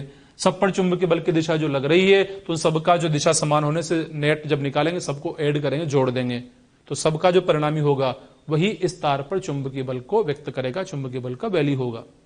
यानी कि धारावाही तार पर चुंबकीय बल होता है, तो जो मुक्त इलेक्ट्रॉन होते हैं उन पर लगने वाले बलों का परिणामी मान जो होता है वही तार पर चुंबकीय बल होता है। क्वेश्चन एक बार कैसे एग्जाम पूछा गया था कि धारावाही तार को मैग्नेटिक फील्ड के अंदर रखते हैं, चुंबकीय बल लगता है, तो चुंबकीय बल के लिए कौन जिम्मेदार होते हैं? कि तार में जो इलेक्ट्रॉन मुक्त होते हैं वो जिम्मेदार होते हैं, या जो स्थिर धनायन होते हैं वो जिम्मेदार होते हैं? तो धनायन तो स्थिर है, चुंबकीय बल उन पर नहीं लगता, चुंबकीय बल मुक्त इलेक्ट्रॉन पर लगता है। अब हमें उस बल का मान ज्ञात करना है। पहले अल्पांश के लिए ज्ञात करना चाहते हैं हम, और उससे पहले अब अल्पांश की भी बात जब आ रही है तो हमें तो आवेश का पता, अल्पांश को जानते नहीं हम, धारावाही अल्पांश पर बल ज्ञात करना नहीं आता अभी में। तो हमें क्या आता है? आवेश पर बल ज्ञात करना आता है कि Fm equal to Q V cross B होता है, कि जब एक आवेश v वेग से मैग्नेटिक फील्ड में गतिमान हो, चुंबकीय बल से लिखा जाता है। तो यहां भी तो आवेश है ना, तो वो भी तो गतिमान हो रहे हैं, तो उन पर चुंबकीय बल लग रहा है। क्यों ना आवेश से इसका सॉल्यूशन निकाला जाए। तो माना कि इस डीएल लंबाई में डीक्यू आवेश गतिमान हो रहे हैं, तो डीएल लंबाई में जो डीक्यू आवेश है उन पर अगर चुंबकीय बल की बात करूंगा मैं, तो क्यू की जगह डीक्यू हो जाएगा, और वेग की जगह बात करें तो उनका जो वेग होगा डायरेक्ट नहीं दिया हुआ है, कह सकता हूं मैं DL upon time. Support time dt में गुजर रहे हैं वहां से, तो डीएल अपॉन dt, और b बाह्य जो होगा वो लिख दिया जाएगा। तो dq वेग की जगह विस्थापन जो तय कर रहे हैं वो dl है, और टाइम सपोज dt है, तो dl अपॉन dt इंटू बी। लेकिन यहां पर आप देखिए D Q upon D T को मैं क्या लिख सकता हूं, लिख सकता हूं इसको आई। तो D F M equal to I D L cross B, ये हो गया है इस अल्पांश पर लगने वाला चुंबकीय बल, D F equal to I D L cross B. तो ये चुंबकीय बल किस पर है, धारावाही अल्पांश पर। तार में धारा भरी तो धारावाही अल्पांश छोटा सा टुकड़ा है, उस पर लगने वाला चुंबकीय बल ऐसे लिखा जाता है। अब अल्पांश में चुंबकीय बल जान गए तो ये जो रिलेशन बना है, ये अल्पांश कहीं पे भी रखा हुआ हो, ये मैग्नेटिक फील्ड समरूप हो चाहे असमरूप हो, क्योंकि अल्पांश तो काफी छोटा है, उससे फर्क पड़ेगा नहीं कि मुझे, उसे क्या पता लगेगा कि मुझे कहां रखा है, मुझे समरूप में रखा है चाहे असमरूप में रखा है। जैसे माना कि पूरा बहुत रीजन है, बहुत बड़ा छोटा सा अल्पांश रखा, तो उसे क्या पता कि यहाँ कितना फील्ड है, उसको कोई फर्क भी नहीं पड़ेगा इससे। उसे क्या पता यहाँ कितना फील्ड है, उसको बस ये पता है कि हाँ जहां मैं रखा हूं एक बिंदु पे ही है, वो बहुत छोटा है, जो भी फील्ड होगा उसके लिए की मान रहेगा। तो ये अल्पांश वाला जो फॉर्मूला है ना, ये समरूप असमरूप दोनों तरह के क्षेत्र के लिए लागू होता है। ज्यादातर जो क्वेश्चन इस पार्ट में स्टडी करने वाले होते हैं जो केस, उनमें समरूप क्षेत्र की बात होती है। हाँ असमरूप वाले भी देखने को मिलेंगे, लेकिन यहां पर ज्यादातर बात समरूप। अच्छा, इससे पहले जो मूविंग चार्ज वाला था उसमें तो सब जगह समरूप क्षेत्र ही था। ऐसा नहीं कि समरूप होगा तभी बल लगेगा, असमरूप लगता है, लेकिन वो असमरूप वाले केस हमारे सिलेबस में पढ़ने नहीं होते, हमें समरूप वाले ही पढ़ते हैं। और यहां पर समरूप वाले भी केस मिलेंगे, असमरूप वाले भी मिलेंगे, दोनों तरह केस मिलेंगे, ज्यादा समरूप वाले मिलेंगे। तो अब स्पेशली बात करते हैं धारावाही तार पर समरूप चुंबकीय क्षेत्र में बल। तो समरूप चुंबकीय क्षेत्र में धारावाही तार, कोई भी आकृति का टेढ़ा मेढ़ा तार रखा हुआ है सपोज, तो उस पर चुंबकीय बल को जानना हमें। तो ये धारावाही तार, इसमें धारा आई प्रवाहित हो रही है। अब धारा जब आई इसमें प्रवाहित हो रही है तो इस पूरे धारावाही तार पर कैसे बल ज्ञात करें, हम तो आता ही नहीं धारावाही तार पर बल ज्ञात करना। हमें तो एक अल्पांश पे चुंबकीय बल पता खूब से खूब, इसका जानते नहीं। तो हम क्या कर सकते हैं, इस तार को कई सारे अल्पांशों से मिलकर बना कंसिडर किया जाए। एक अल्पांश यहां कंसिडर कर ले, एक यहां ले लिया, एक यहां ले लिया, ऐसे कई सारे एक के बाद एक अल्पांशों से मिलकर बना हमने इसको कंसिडर कर लिया। अब जो अल्पांशों से मिलकर बना कंसिडर कर लिया, तो अल्पांश पर जो चुंबकीय बल होता है उसको तो लिख देंगे हम, D F equal to I D L cross B लिखना आता है। अब प्रत्येक अल्पांश में चुंबकीय बल होगा, उन सब को हम जोड़ेंगे, क्योंकि नेट बल ज्ञात करना है ना। तो नेट बल ज्ञात करेंगे, इस पर चुंबकीय बल, उस पर चुंबकीय बल, उस पर चुंबकीय बल। तो चुंबकीय बल का जो फॉर्मूला होता है अल्पांश पर D F equal to I D L cross B होता है, ये वेक्टर फॉर्म वाला है। तो जैसे समझे, माना कि हमारे पास एक वस्तु है, उस पर अलग अलग बल लग रहे हैं, क्योंकि यहां पर जो चुंबकीय बल है ना, डीएल क्रॉस बी पर डिपेंड करेगा। तो डीएल की दिशा वही होगी जो इसमें धारा की दिशा है, और बी की दिशा तो एक ही है। तो बी की दिशा सब जगह समान है, लेकिन डीएल की दिशा जो है यहां अलग है, यहां अलग, क्योंकि डीएल अल्पांश यही तो है ना। तो ये दिशा डीएल की, तो सब जगह डीएल की दिशा समान नहीं है। तो सब जगह डीएल समान दिशा में नहीं होने से सभी अल्पांश पर चुंबकीय बल की दिशा भी समान नहीं है। तो इस पर अलग दिशा में चुंबकीय बल, इस पर अलग दिशा में, इस पर अलग दिशा में। जैसे माना कि एक वस्तु है, एक बल F1, एक F2, एक F3, एक F4, ऐसे अलग अलग बल। तो फिर क्या करना पड़ता नेट ज्ञात करने के लिए, उन सभी का बलों का सदिश योग करना पड़ता है। सदिश योग के द्वारा हमें कुल बल प्राप्त होता है। तो यहां पर भी जो हम कुल बल की बात करने वाले हैं, तो कुल बल जो ज्ञात करना होगा उसका भी हमें सदिश योग करना पड़ेगा। अच्छा, कई बार हम जो परिमाण का योग भी करते हैं, तो परिमाण का योग कैसे किया जाता है, बल के परिमाण का योग वो कब करते हैं, जब समान दिशा में हो। अगर पूरे तार पर सभी अल्पांशों पर लगने वाले बल समान दिशा में ही होते, तो सभी अल्पांश पर जो बल होते उनके परिमाणों का योग करते। तो यहां पर परिमाण का योग नहीं कर पाएंगे, क्योंकि परिमाण तो बन जाएगा आइडियल भी साइन थीटा के हिसाब से बन जाएगा, लेकिन सब पर बल की दिशा समान नहीं। कारण क्या, डीएल की दिशा अलग अलग है, इसलिए डीएफ की दिशा अलग अलग। तो हमें यहां पर सभी अल्पांशों पर लगने वाले जो बल होंगे उन बलों का सदिश योग करना पड़ेगा। सदिश योग कैसे करेंगे, अब ऐसे यहां पर बल डीएफ है, तो इस पर बल डीएफ1 कहें, डीएफ2, डीएफ3, डीएफ4, डीएफ5 ऐसे कहा जाए, तो हमें कहना पड़ेगा कि वेक्टर एडिशन करना, सदिश योग करना, तो d F one vector plus d F two vector plus d F three vector plus d F four vector, d five vector, ऐसे कंटिन्यू एडिशन यूज करेंगे। इंटीग्रेशन करना पड़ेगा। तो जब इंटीग्रेशन करना पड़ेगा तो इसको यूं लिख सकता हूं मैं, F vector equal integration d F I d L cross B, initial से फाइनल की ओर। इनिशियल पॉइंट इसको बोला गया है, यहां से फाइनल पॉइंट इसको बोला गया है। जहां से तार में धारा प्रवेश कर रही है वो इनिशियल, फाइनली जहां धारा लास्ट है वो फाइनल पॉइंट। तो अब ऐसे लिखेंगे, मतलब सभी अल्पांशों के पर चुंबकीय बलों का योग। अब और सिंपल वे में इसको सॉल्व किया जाए, इंटीग्रेशन में अगला काम क्या होता है कि जो हमें ज्ञात करना होता है अल्पांश के लिखते हैं। मैंने पहले भी कहा था कि जो हमें ज्ञात करना होता है उसे अल्पांश के लिखते हैं। तो ज्ञात क्या करना था मुझे, चुंबकीय बल ज्ञात करना तार पर, तो उसे अल्पांश के लिखा। फिर अल्पांश के लिखने के बाद उसमें चेक करते हैं कि दो वेरिएबल तो नहीं, तो नहीं दो वेरिएबल, केवल डीएल डीएल डीएल होगा, आई फिक्स है, बी फिक्स है। तो अब इंटीग्रेशन का साइन लगा के लिमिट लगाते हैं, लिमिट लगा दिया। अब फिर देखते हैं कि जो नियत है उनको इंटीग्रेशन से बाहर निकाला जाए कांस्टेंट को। तो आई का मान फिक्स है, बी का मान फिक्स है, इन दोनों को हम इंटीग्रेशन से बाहर कर देते हैं। इंटीग्रेशन में केवल इनिशियल टू फाइनल डीएल बचता है। ये इंटीग्रेशन इसका हो रहा है। अब ये काम समझते हैं, इसको समझते हैं कि integration DL initial to final का मीनिंग क्या हुआ। डीएल वेक्टर यहां पर है, डीएल वेक्टर अगर ना होता ये डीएल वेक्टर ना होता, ओनली यूं होता इंटीग्रेशन डीएल, ऐसे होता, तब तो उसका मीनिंग क्या होता, डीएल डीएल डीएल, पूरे तार की लंबाई को जोड़ते हैं हम। लेकिन यहां पर ऐसा नहीं है, यहां पर डीएल वेक्टर है, मतलब छोटा सा विस्थापन है और फिर योग है, मतलब योग करना है तो विस्थापनों का योग, यहां से यहां तक के विस्थापनों का योग, वो क्या होगा, एक परिणामी विस्थापन होगा। यानी कि प्रारंभिक बिंदु से अंतिम बिंदु के बीच एक विस्थापन सदिश बना दिया जाए तो ये जो विस्थापन सदिश होगा यही एल वेक्टर की फॉर्म में होता है। ये होता है एल वेक्टर से, इसको लिखता हूं मैं, ये बी समरूप यहां पर है ही। तो ये प्रारंभिक से अंतिम बिंदु की ओर विस्थापन सदिश बना दिया गया, किसकी जगह, इसकी जगह पर। इसी को एक अन्य तरीके से भी समझ सकते हैं हम। आपने वेक्टर चैप्टर में पढ़ा होगा कि एक वेक्टर ऐसा है, दूसरा ऐसा है, तीसरा ऐसा है, फिर एक के बाद एक ही क्रम में है। तो इन सभी सदिशों का योग अगर कहा जाए, सदिश योग अगर कहा जाए तो वो क्या होगा, प्रारंभिक से अंतिम की ओर जाने वाला तीर ही इन सब के योग को बताएगा। तो यहां यही किया मैंने, देखा जाए तो कि एक तीर ये, एक सदिश, दूसरा सदिश, एक के बाद एक ही क्रम में है, एक ही ऑर्डर में है, तो उन सबका योग प्रारंभिक से अंतिम की ओर जाने वाला जो तीर होगा वही उनके योग को व्यक्त करेगा। ऐसे मत, एक ही बात दो तरह से कह दिया मैंने। एक तो क्या कहा था कि सभी विस्थापनों का योग एक परिणामी विस्थापन, विस्थापन क्या होता है, प्रारंभिक से अंतिम की ओर, और या फिर सदिश योग का बहुभुज नियम लगा दो, ऐसे भी कर सकते हैं। तो कुल मिला के ये कुल विस्थापन हुआ कहां से कहां तक, प्रारंभिक से अंतिम के बीच, और उसको हम लिख देते हैं कैपिटल एल वेक्टर से, ऐसा मैंने लिख रखा है। तो वापस हम समझ गए कि एल वेक्टर क्या था। अच्छा, ये बी एक्सटर्नल को हमने बाहर लिख रखा है इंटीग्रेशन से, बाहर तभी लिख पा रहे हैं, खास ध्यान रखना इस बात का, क्योंकि ये क्या है, समरूप है। समरूप का मीनिंग क्या हुआ, परिमाण भी समान एवं दिशा भी समान हर बिंदु पर।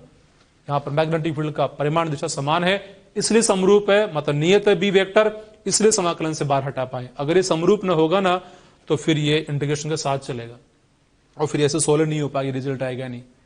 तो समरूप क्षेत्र जब होता तभी ऐसा फॉर्मूला बनता, I L vector cross B vector वाला। समरूप नहीं होगा तो फॉर्मूला नहीं बनेगा।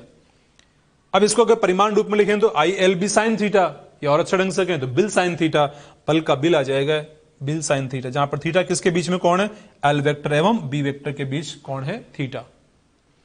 अब जैसे यहां देखा जाए इस डायग्राम में, एल वेक्टर की दिशा किधर होगी, इनिशियल टू फाइनल, प्रारंभिक से अंतिम की ओर, बी किधर है, अंदर की ओर, तो यहां कोण 90 डिग्री हो रहा है एल और बी के बीच में। तो थीटा होता है एल वेक्टर और बी वेक्टर के बीच का कोण होता है।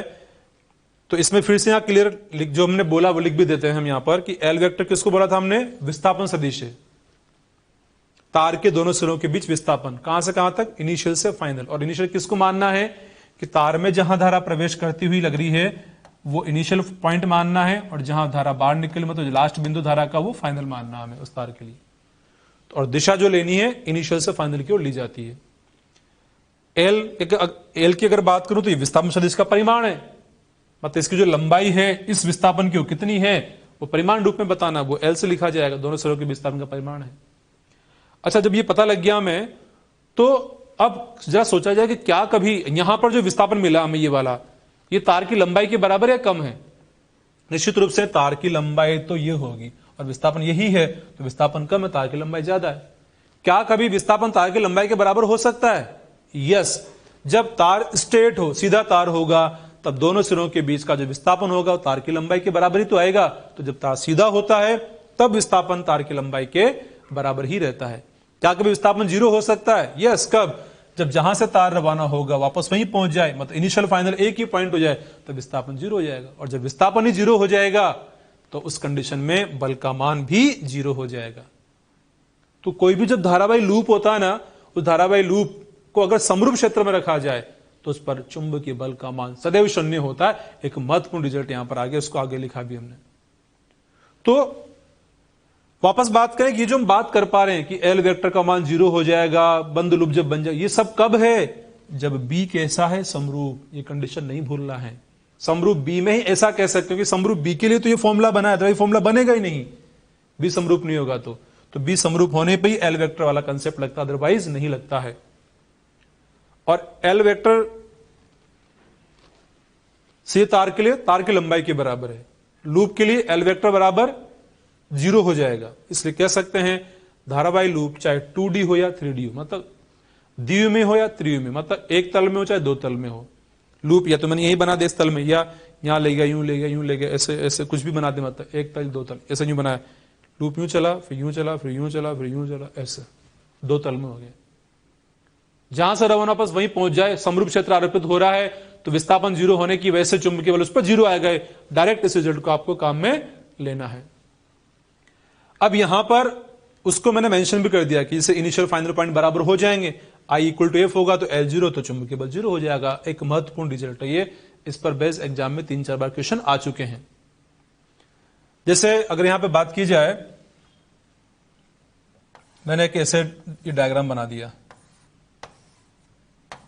ये ऐसा रवाना होती धारा इसमें, तो अब अगर समरूप चुंबकीय क्षेत्र इसमें है तो धारा जहां से रवाना हो रही है वापस वहीं पर आके पहुंच गई है। तो एल वेक्टर क्या होगा इसमें, I = F हो गया, एल वेक्टर = 0 हो गया, चुंबकीय बल का मान 0 होगा। कब, जब ये बाहर मैग्नेटिक फील्ड में रखा है तब। लेकिन अगर इसकी जगह मैंने यूं बना दिया कि ये सपोज कंडीशन यूं है, अब वही मैग्नेटिक फील्ड क्रॉस वाला है, अब चुंबकीय बल पूछा जाए तो 0 नॉन 0 की बात कर रहे हैं फिलहाल हम ओनली, तो 0 तो नहीं आया। क्यों? क्योंकि धारा जहां से रवाना हो रही है वापस वहां नहीं पहुंच रही, वो तो यहां तक ही जा रही है, यहां से लेकर के यहां तक, इसलिए इसमें विस्थापन 0 नहीं आएगा। तो विस्थापन धारा के हिसाब से देखना, धारा जहां से रवाना हो वापस वहीं पहुंचना चाहिए। ऐसा नहीं लूप कोई से बना दो हमेशा L0 करना, नहीं कर, इसमें विस्थापन 0 हुआ है तो यहां पर विस्थापन 0 नहीं कहलाएगा। यहां तो इस तार का अलग विस्थापन, इसका अलग विस्थापन, दोनों पर अलग अलग बल ज्ञात करना पड़ेगा, और दोनों का जो बल आएगा अलग अलग, उस हिसाब से दोनों को जोड़ देंगे तो कुल बल मिल जाएगा। ये लॉजिक रहेगा। तो फिलहाल और ज्यादा इस पर बात नहीं करें। कुल मिला के यहां एल वेक्टर 0 नहीं है इस कंडीशन में, ये कहना चाहता हूं। एल वेक्टर 0 वाला कंसेप्ट ही नहीं लगेगा, मतलब एल वेक्टर 0 नहीं है यहां पर, इस वाले में नहीं है, इसमें है। तो L0 कब कहेंगे, धारा वापस वहीं पहुंच जाए तब कहेंगे। अच्छा, ये तो बात हुई कि L0 कब है कब नहीं है, फॉर्मूला बन गया हमारा मैग्नेटिक फोर्स के लिए, चुंबकीय बल के लिए। अब यहां पर भी हैंड रूल का उपयोग है, दाहिने हाथ के तले का नियम यहां भी लगा सकते हैं हम। यहां किस ढंग से लगाना है उसी की बात कर ली गई है कि पहले तो अंगुलियां बाह्य चुंबकीय क्षेत्र दिशा में रखना, जैसे पहले कहा था।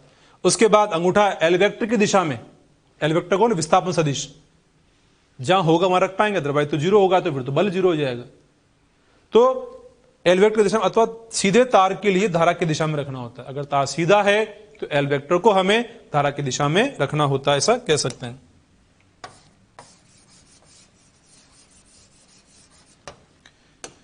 और हथेली का लंब तार पर चुंबकीय बल की दिशा को व्यक्त करता है। जैसे इससे पहले जो डायग्राम बनाया था ना हमने, उसके लिए अप्लाई करके देखता हूं, इसमें अप्लाई करता हूं मैं दाहिने हाथ का तली का नियम। तो तार तो ये है, फील्ड की दिशा ये है, तो अंगूठा रखना मुझे विस्थापन की दिशा में और अंगुलियां फील्ड की दिशा में, हथेली का लंब चुंबकीय बल की दिशा को बता रहा है, तो चुंबकीय बल की दिशा इस पर इधर आ जाएगी।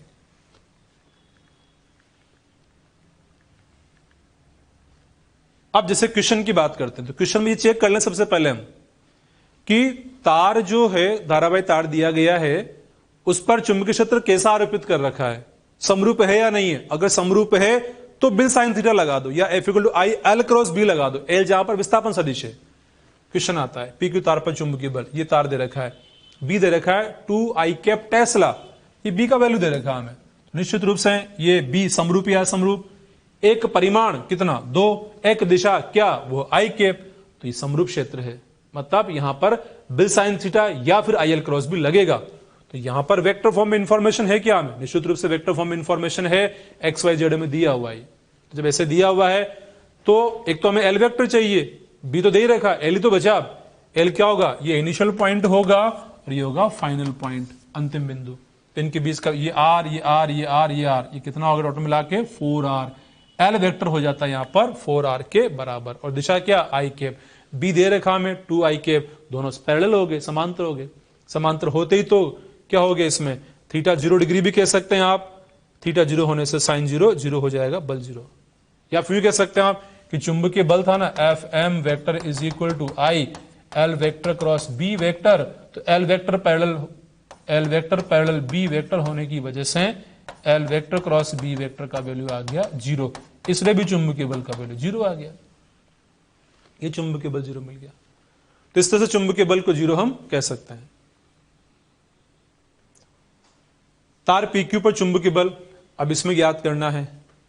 यहां पर भी वही दिशा बता रखी है, मैं मैग्नेटिक फील्ड की दिशा बदल दी इस बार हमने, तो या तो वापस IJ के हिसाब से लिखे हम, तो ये दिशा B वाली क्या होगी, इधर ये X है ये Y है, B अंदर है तो माइनस K कैप हो गया B, तो क्रॉस प्रोडक्ट के हिसाब से लिखे, L वेक्टर निकाला पहले हमने 4r आ जाएगा, यहां से यहां तक की कुल दूरी, पूरा चाप की लंबाई नहीं जोड़ना हमें, प्रारंभिक व अंतिम बिंदुओं के बीच का विस्थापन लेना होता है, तो वो है 4r, तो 4r ले लिया। इसके बाद अब धारा का मान तो I है ही, B दे रखा में, B को लिख दिया मैंने 2 माइनस K के, क्योंकि B अगर बाहर होता तो K लेता, अंदर है तो माइनस K के। बस अब काम सिंपल ही है, I L क्रॉस B लगाना है, L का वैल्यू पुट करो 4r I के, B का माइनस 2K के, बस सॉल्व करते इजीली आंसर आता हमारे पास 8r I J के आ गया, क्योंकि I क्रॉस K, ये I कहें इसे J कहें इसे K कहें, ऐसे चले तो पॉजिटिव आता। क्या था ये, I cross K J I minus J आएगा, माइनस पहले से ही है, प्लस J बन जाएगा,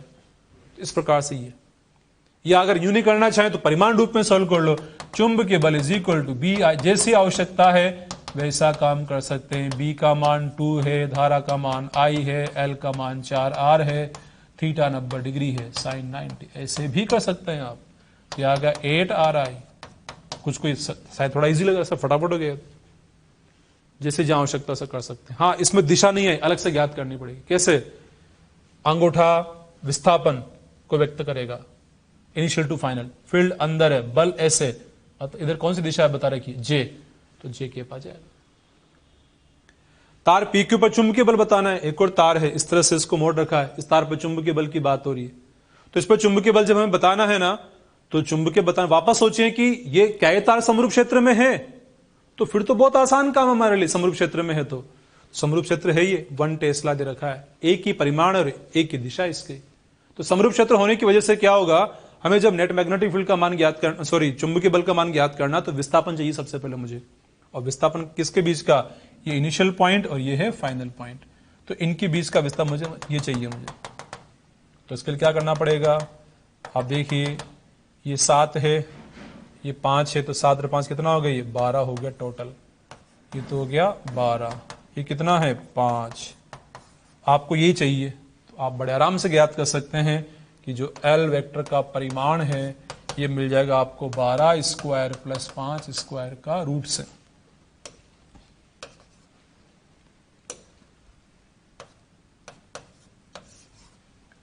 तो निश्चित रूप से आ जाएगा आपके 13 आ जाएगा।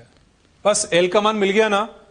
अब L वेक्टर की दिशा, क्योंकि फॉर्मूला आप जब लगाते हैं चुंबकीय बल Fm इक्वल टू BIL, यहां पर ही लगाऊंगा मैं, क्योंकि IJ के नहीं दिया मुझे, XY नहीं दिया, तो सीधा BIL साइन थीटा लगा दो।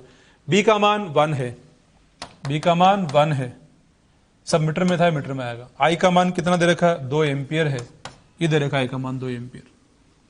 अब I का मान 2, L की बात आती है, L याद किया ना भी हमने, 13 था, L 13, साइन थीटा कितना होता है, साइन थीटा यहां पर L वेक्टर इधर की ओर है, B अंदर की ओर है, तो कौन 90 डिग्री हो गया, क्योंकि L वेक्टर बोर्ड के समांतर और B बोर्ड के लंबवत, साइन 90 होता है 1।